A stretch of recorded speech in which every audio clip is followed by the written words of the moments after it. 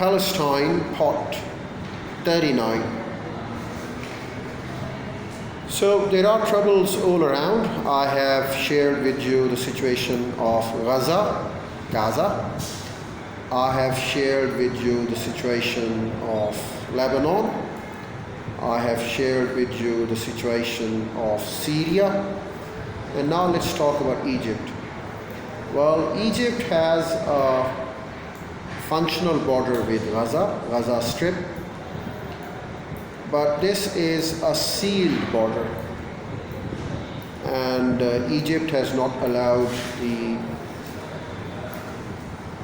supplies into Gaza, and they are in fact subject to the approval by UN now and subject to the consent by Israel in fact. So it's a sealed border there. Entries are blocked there. Egypt, the regime in Egypt, that of President Hosni Mubarak, was overthrown in the Arab Spring when it all happened a decade and a half ago in Middle East.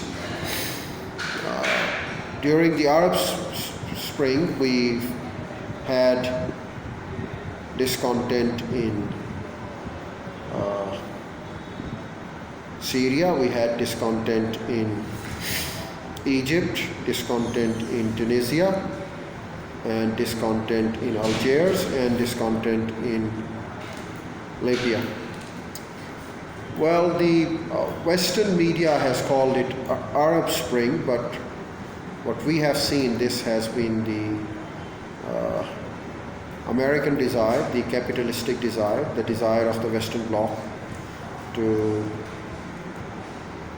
trash the old regimes of these countries.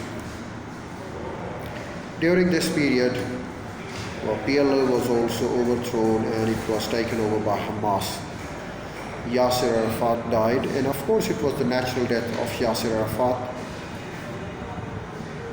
King Abdullah of Jordan died. Of course it was again a natural death. He was hospitalized for a very long period of time. And when he died, changing his will only a day before his death, and the reins of the kingdom didn't go to Prince Hassan, but Prince Abdullah, his son, was made the crown prince, and who is the king of Jordan right now. Well, with the Arab Spring, the President Hosni Mubarak regime was overthrown, and Egypt was, in fact, exposed to democracy. The old Al-Akhwan Brotherhood Islamic Party of Egypt was banned in Egypt, and its successors appeared with different names. And in the democratic electoral system, Egypt brought in the successors of Al-Akhwan, and they came into the power.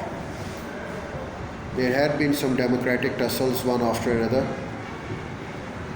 but as those Democrats were there in the form of those Al-Akhwan, the thing suddenly became very difficult for the Egyptians, and it was the Egyptian military to take the instant over there, and they in fact went along and found the way of proclaiming martial law. The martial law was proclaimed in Egypt, and the democratically elected prime minister was put behind the bars, and martial law has been imposed, and to this day martial law continues in Egypt.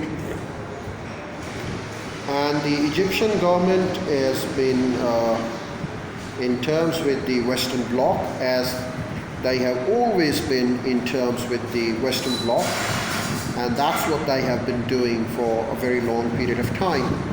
And it's not a strange thing that they do continue to go along with those